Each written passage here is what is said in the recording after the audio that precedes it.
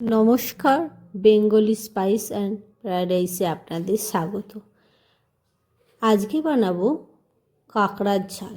যেমন তেমন কাঁকড়া নয়, কাঁকড়াটি আজকে বানাবো স্পেশাল চর্বি দিয়ে কাঁকড়ার ঝাল। চলুন রেসিপিটা এবার শুরু করি। আমি এখানে 4 পিস সামুদ্রিক কাঁকড়া নিয়েছি। এইটা গরম জলে আপনারা দিয়ে দিতে পারেন। আমি ছোট ছোট দাঁড়াগুলো ভেঙে নিয়েছি। আর খুব সহজে যারা ছাড়াতে না পারবেন গরম জলে দিয়ে দিলে সুবিধা হবে। আমি এগুলো এমনি ব্রাশে করে নিয়ে পরিষ্কার করে নেব।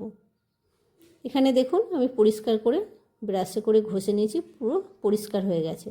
আর এই স্পেশাল ইনগ্রিডিয়েন্টস এখানে আমি নিয়েছি চর্বি। এই চর্বি দিয়ে আজকে কাঁকড়ার ঝালটা বানাবো। এমনি কাঁকড়ার ঝাল তো খেয়েছি, আর আমি এতে একটু আলুও দেবো।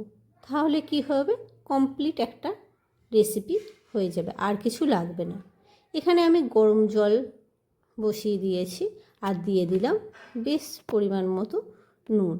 আর কাঁকড়াগুলো দাঁড়াগুলো যে আছে এইগুলো ভেতরে ঝালের মশলা বা টেস্টটা হওয়ার জন্য, এটা তো পুরো শক্ত আবরণ, এর জন্য আমি ভারী কোনো বস্তু দ্বারা ভেঙে নেব দাঁড়াগুলো। আমি এখানে শিলের নোড়া নিয়ে নিয়েছি, এইটাতেই সুবিধা আমার মনে হলো। এইভাবে দাঁড়াগুলো এক একটা করে ভেঙে দেব। এই পাশে দাঁড়া ভাঙতে ভাঙতে আমি সব ভাঙা হয়ে গিয়েছে। আর দেহের মধ্যিখানের অংশটাও আমি 2 টুকরো করে দিয়েছি, এতে ঝাল মশলা ঢুকবে। আর এই পাশে জলও গরম হয়ে গিয়েছে, তাতে একে একে সব কাঁকড়াগুলো দিয়ে দেবো। দিয়ে 2-5 মিনিটের মতো ফুটতে দেবো। আর এতে দিয়ে দেবো যে চর্বি রেখেছিলাম, সেই চর্বিটাও এই যে দিয়ে দিয়েছি। আর এই পাশে গ্যাসের ফ্লেম বন্ধ করে দিয়েছি। আর দিয়ে দিলাম একটু ভিনেগার। যেহেতু কাঁকড়ার ময়লা ভাব থাকে, সেগুলো পুরো ক্লিয়ারলি বেরিয়ে যাওয়ার জন্য ভিনেগার দিয়ে কিছুক্ষণ 5 মিনিটের জন্য আবারও চাপা দেবো, কিন্তু গ্যাসের ফ্লেম অফ আছে। আর এ পাশে কেটে নিয়েছি, এই যে পেঁয়াজ ঝিরিঝিরি করে কেটে নিয়েছি, টমেটো বড় বড় সাইজের 2টো দিয়েছি, রসুন আদা কুচিয়ে নিয়েছি। আর এ পাশে আলুটাও কেটে নিয়েছি মিডিয়াম সাইজে। এগুলো সব মশলাগুলো পিষে নেব। আর এই পাশে দেখুন হয়েও গিয়েছে। আর চর্বিগুলো কেমন ফুলে উঠেছে। এইবার আমি জল থেকে সব তুলে নেব। এই পাশে চর্বিটা এই যে তুলে নিয়েছি আগেই। আর এবার কাঁকড়াগুলো ছাঁকনির সাহায্যে ছেঁকে নেব।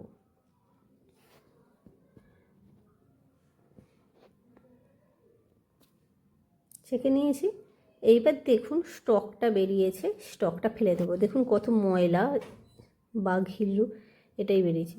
আর এই পাশে আমি অলরেডি বসিয়ে দিয়েছিলাম আলু ভাজার জন্য। আর দিয়ে দিলাম হলুদ। আলুটা লাল করে ভেজে নেব। আলু ভাজা কমপ্লিট। আর এই পাশে মশলাও পিষে নিয়েছি। এর মধ্যেই তেল দিয়ে একে একে আলাদা আলাদা করে দাঁড়াগুলো ভেজে নেব। প্রথমে দাঁড়াগুলো ভেজে নিচ্ছি, কারণ একসঙ্গে সব দিলে ভাজা হবে ততটা ভালো ভাজা হবে না, আর টাইমও কম লাগবে সে এক একটা করে ভাজলে। সেজন্য খুব তাড়াতাড়ি ওই 1-2 মিনিটের মতন জাস্ট এধার ওধার এপিট ওপিট করলেই হয়ে যাবে। এবার মধ্যেখানের অংশগুলো ভেজে নিচ্ছি। ছোটো ছোটো দাঁড়াগুলো যে আছে সেগুলো ভেজে নেব, বা টকও করতে পারেন। আজকে আমি টক বানাবো না, অন্যদিন আপনাদের সঙ্গে শেয়ার করব। এবার চর্বিটা যে আছে সেটাও ভালো করে ভেজে নিলাম। আর একটা মশলা বানিয়ে নেব। এখানে কাঁচা লঙ্কা, সর্ষে আর একটু তিল নিয়ে নিয়েছি, আর নুন দিয়ে দিলাম যাতে তেতো না হয়।